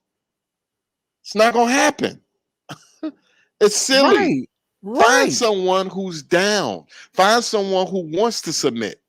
Me, I don't give a shit about some submission because you're going to respect me or I'm not fucking with you. Point blank, period. So whether you hate submitting, don't want to submit, it don't really matter. But if that's your thing and a woman got to submit and you got to be the lead, number one, be a person that's worthy, that has leadership qualities and is worthy to lead. And only fuck with a motherfucker that's down to, excuse my expression, but I'm G-Weeb, I got to cuss. You know what I'm saying? Only fuck with a motherfucker that's down for your program. And if not, ease on down the road. And that's all I got to say, my brother. That's right. That's right. It's that easy. It's that easy, Negro Mind. It's that easy. Is that hard? But Negro Mind, thank you for coming on here. It's a pleasure having you here. You got to come back and make some content too on this side of the track. I'm on the other side trying to get this paper, man. I'm on the other side trying to get this paper. But you know what? I don't blame you at all. I was gonna paper, bro. I was gonna make a video yesterday. It's so funny because I forgot what I was gonna make it on, and now they released Bill Cosby, and I wants to come back and talk about that because I was a big supporter of the of Dr. Cosby. You know what I'm saying? And I want, but I don't want to get off topic. But anyway, brother, thank you. The Man of Tomorrow's coming up, man, and I'm gonna holler at y'all and do y'all thing. All right, peace, brother. All right, peace. Have a great day and come back anytime, bro. For sure, right. For sure. Most definitely. So, what's up, Man of Tomorrow? What's going on? Welcome to the show. All right. It's like that. People have been taught improperly how to deal with this submission type thing. It's like you got to get the household straight, your own household straight, before you can be able to change the world itself, right? So, if you are still in waiting for somebody to join you on your quest, you actually have ceded all responsibility to those people who are abusing things within the environment itself. Just not what people are taught. Like I was taught that as a young person. I've seen feminine and submissive women work together. Mother didn't have a choice. Grandmother didn't have a choice. None of that stuff was choice worthy because if you were part of that organization, and if you wasn't, you had to change your last name and you had to leave town. It was very simple to people who couldn't come around except for funerals. That's the only time you've seen all these people from out of town who would normally not be allowed around. And after that day is over, they're gone again. It's just that a lot of people don't understand that restrictions work. They work a lot. And a lot of people want to act in an unrestricted manner because they can't produce. So a person who can't legitimately or legally produce, they want this overage to be able to sponge off of everything within the environment when they would never allow that to happen to them. And that's just where we at with right now. So the negotiation table dudes, which is the title of the live stream, are the enemy. They've always have been the enemy. And what type of dudes who are trying to bring to your negotiating table? The people who already don't have options, just trying to take you to the negotiating table to get you axed out. And that doesn't make any sense. In any type of negotiative strategy, you're going in with an outcome where you want to be. Thank you. Exactly. Go ahead, continue, brother. So it's like what people don't understand here is that, look, the only thing you can say women with is other women. And I'm not talking about older women who are still part of the old paradigm. You have to see the women who actually been raised through the actual endpoint to where you want to be. Because in no culture do they ever leave the older women around to counsel the younger women into becoming the older women that they can't become. Those people wouldn't be teaching anything. Like, this is why they didn't allow women to teach within the church at all. Because they thought it was a bad standard to have older women who could be forgiven for anything to actually teach Christianity in the church itself. So when you have all these women pastors popping up out of nowhere, because I do know the history of it, because I used to be a part of it, And just because I'm an atheist doesn't mean that I don't have a lesser understanding of it. I actually have a greater understanding of it now that I left, because I want to know what is actually happening when people actually want to turn around and misuse those type of things against other people. Like, these things are not hard to figure out. Like, these things were damaged and destroyed on a per household basis, and they're going to be fixed on a per household basis. Yeah, exactly. Exactly. A lot of people are giving up on the actual benefit or the actual contribution of the individual versus the benefit of the entire group. We know that these people are sexually emaciated. Respect is normally felt in society by another person benefiting off of you. You don't even give. And it's like most people don't see themselves living past 20, 25 years old versus having a kid. Like, dude, this is animal environment shit. Like, bro, you got to be able to think more of yourself than to have another person benefit off of you. And for you to be actually acting like you are an actual man past the point to where you should already learn the stuff on it. But what do you do when you have a unsustainable system that's creating failures on a nearly cyclical rate that's nearly 100%? And you have to understand that only 1 or 2 people per black household, no matter how big it is, become successful, unless they actually separate from the culture itself. Only 1 or 2. Damn. Wow. It's it's that low. Like, when you travel and you meet up with people around the world who are actually black, or you drive around the country like I do, and you meet these actual people who are like on a bus together, the whole family, very rare do you see the whole family hanging out together. Aunts, uncles, children. Why? Those people have made so many transgressions against each other in order to make it to where they're currently at that they can't hang out with one another. My family's no different. Damn. But wow. Yeah, but they were taught the right things, right? So I have Boomer and silent aunts that are still alive who are 80 and 90 something years old, and you know who they are based on the actual family dynamic of what they had. And you know what they had that is identical in both situations? They had the same type of kids, regardless of input. Why? Choice was at stake. They chose to abuse choice. That's how they got to. They both abused choice. I have family members who are 80, 90 years old, still married to their first husband. A couple of them have died, but most of them are still alive with them. They're ashamed, horrified of what they raised, even though they had the good example living beneath the roof where they're at. We're talking about both people retired. One retired from the service industry, and the other one retired from the military. That's normally the actual makeup of most of my family members, especially on my dad's side.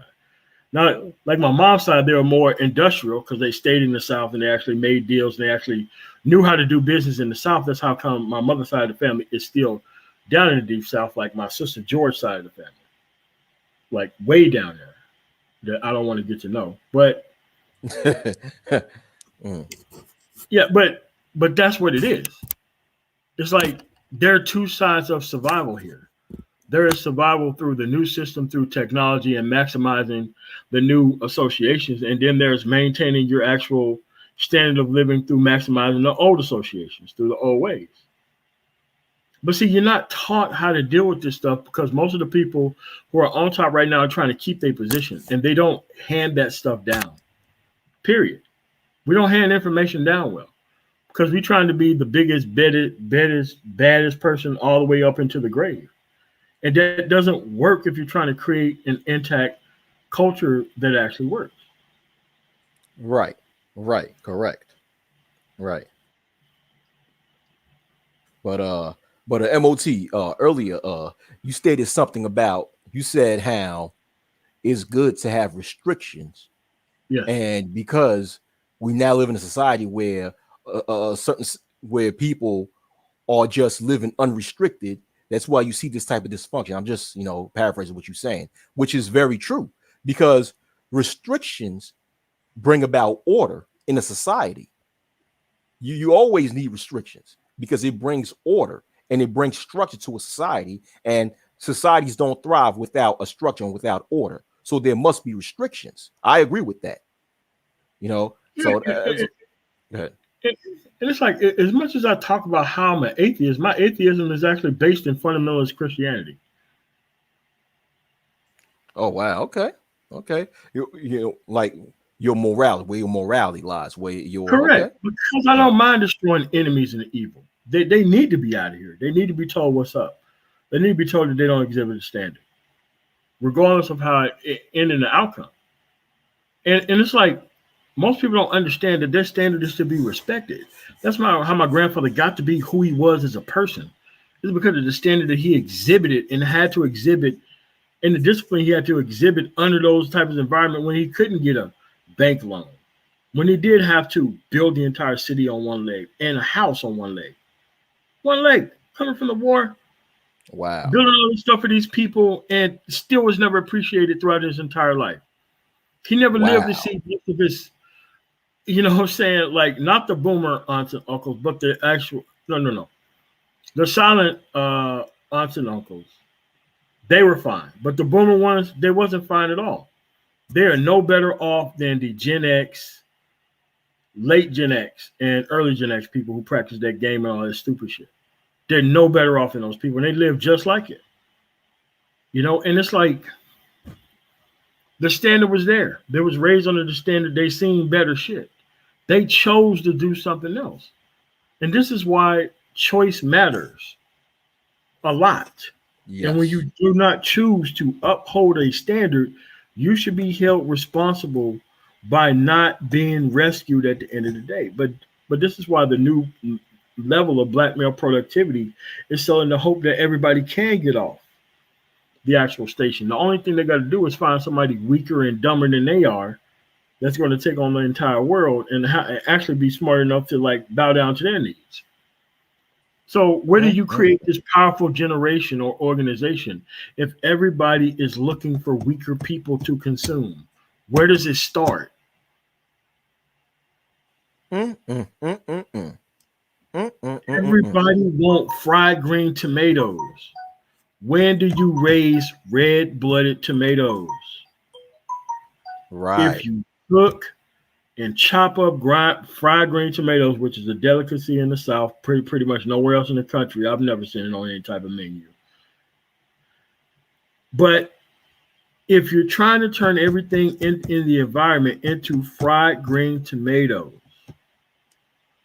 where is the baseline going to be for a standard if all the older people trying to get off the field and all the younger people have no type of socialization into a successful process because the older people are just trying to get off the field? So there's no bottom level line to where culture can actually be created, because culture is created off of a actual baseline standard itself.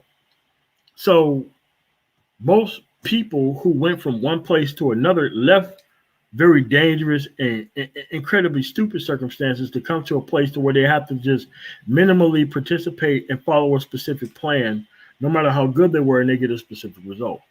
But if you're actually being rewarded without following a specific plan,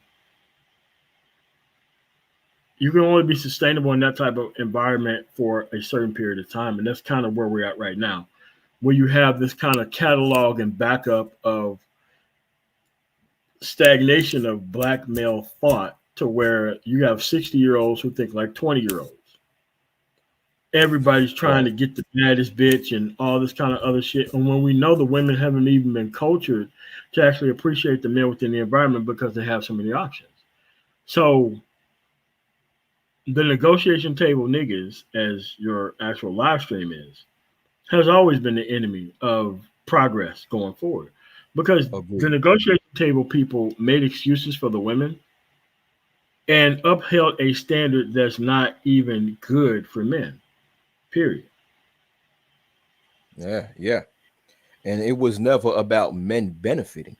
It was always about females, and even worse, toxic females benefiting.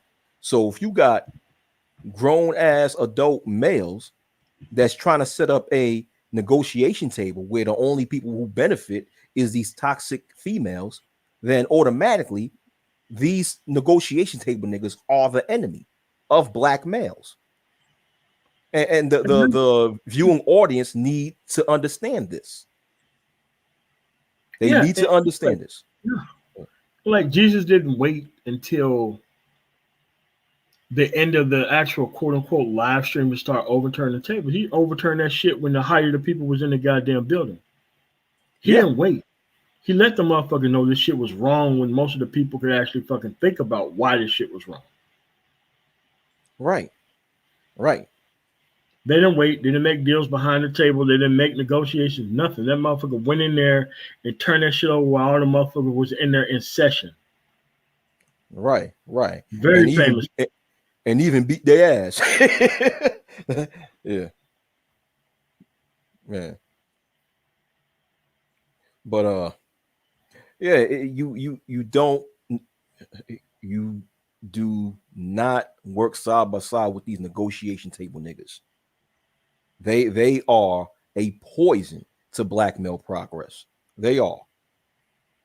And you know what's so sad, MOT, is that these negotiation table niggas know that they're trying to negotiate with a toxic crop of females. They know that, but they want to negotiate anyway. That's even worse. It's like I don't get that. You know that they're toxic, but you still want to have this imaginary negotiation table with them and negotiate what their submission that they have been conditioned not to have in exchange for your resources. Are you kidding me? That doesn't make sense. Go ahead. You don't have younger dudes auctioning off feminine women who actually done it right. But you have older men auctioning off women who actually done it wrong. So where was the baseline for this actual standard to be created? Where was the baseline for it? Where's the baseline? I mean, because we're trying to make progress out of linear regression. That's the actual arrow going in back in the other direction, and somehow it's going to break through the actual negative infinity to come through the positive infinity to come down to us. That's not going to work. It doesn't work. It's not going to work at all. It's not going to work at all. Oh man, it's not. It's not. And like I said before, I'm saying it over again, and I will say it again. I've said it before, and I will continue to say it again.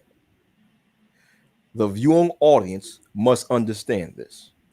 And if you don't understand this by now, then whatever consequence you suffer as a result of listening to these negotiation table niggas, it's going to be the fault of your own. And that's it.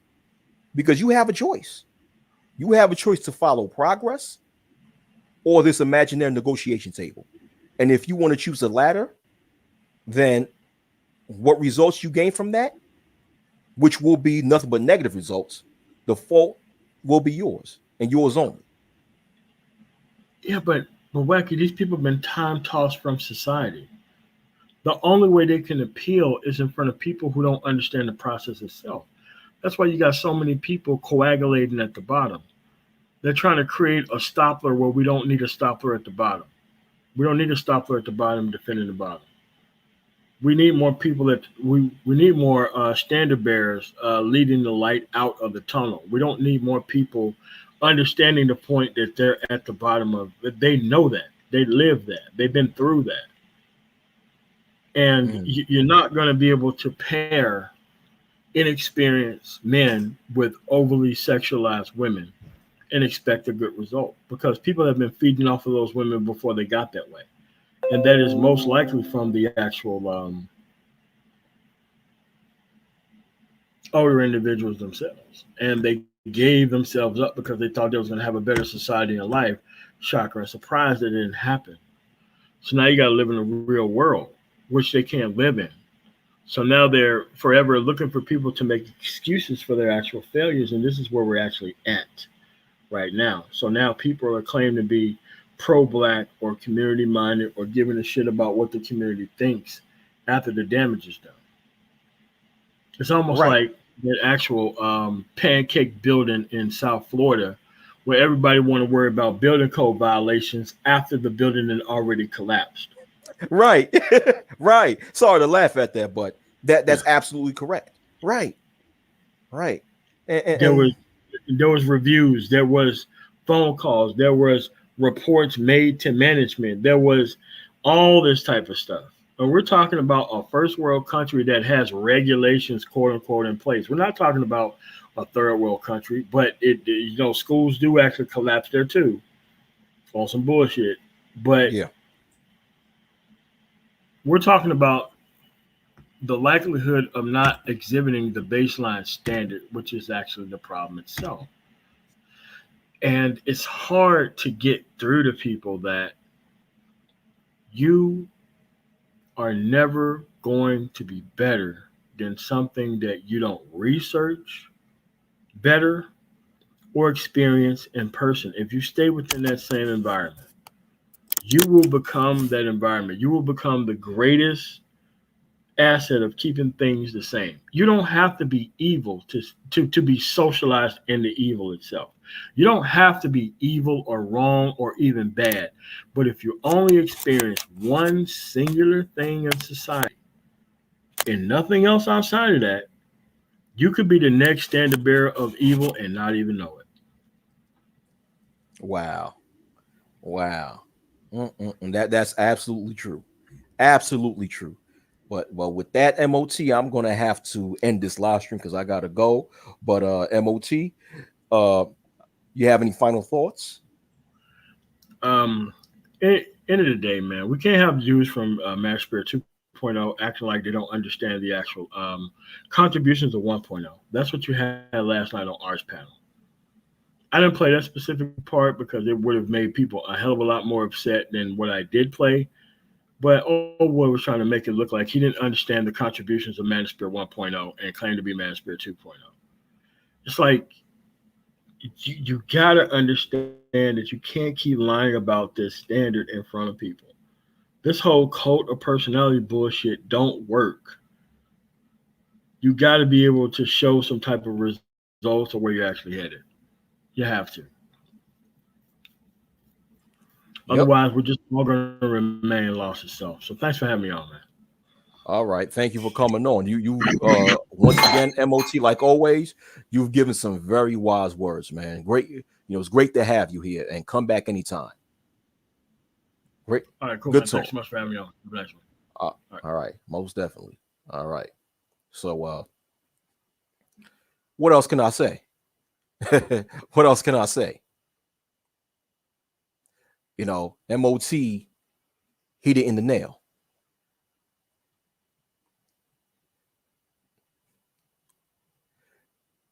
You know, you have to experience, things or research things that is outside of your comfort zone. Because a lot of so-called black people, especially a lot of so-called black males who are from the inner city or who are from the rural areas, or so-called black males who come from a place of poverty, a lot of times they have a box. They live inside of a box that they're comfortable in. And they're too afraid to go outside of that box. But they have to, though. In order for you to grow, you have to go outside of that box. Or else you're just going to be stuck inside of that box by choice and not producing any growth whatsoever. And at the same time, you have these negotiation table ass niggas who will keep you in that box. And you have to grow outside of that box, man. But with that, thank you for all the people in the chat supporting the brother. Shout outs to all you guys. Shout outs to the Negro Mind. and Man of Tomorrow for coming on the panel. So you guys have a very good night. Be safe, be blessed, be positive, and be careful of these negotiation table bitch ass niggas.